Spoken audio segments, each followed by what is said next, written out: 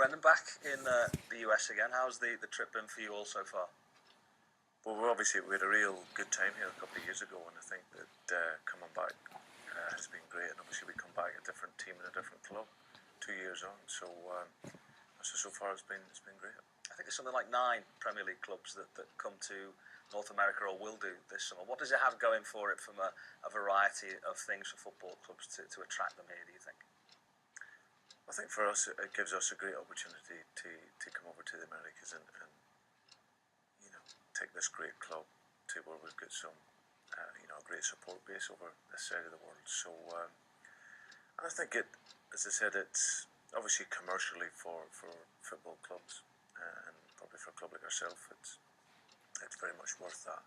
But obviously, ultimately, our trip here is to get some quality games in and get some real good work in. And for us as a football club, that will always take priority. The football is very much the focus. We're here to improve on our fitness and develop our fitness levels, and obviously meet some of the great supporters that we have, like I said, over this part of the world.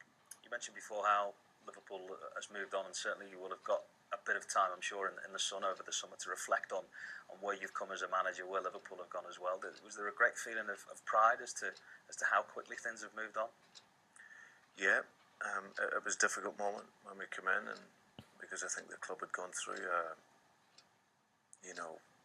number of years of instability, and it was difficult. And obviously, Kenny being in done a great job when he came in and stabilised everything. The club then wanted to go in a direction where they could implement a vision and give the team an identity that hopefully they could carry for a number of years. And that's obviously key. When I came in, there was some difficulties early on in that first 6 months, because we were trying to implement a vision that would go right the way through the football club, not just the first team. And like as I said, once everyone grasps their identity, and there's a lot of work going on in order to continue to improve that. But I think last year we made a big stride forward in terms of where we want to go, but there's still quite a way to go for us yet. It's interesting that you mentioned Kenny. I think one of his first press conferences, he said that as big a job of managing a team is sometimes managing expectations of supporters as well.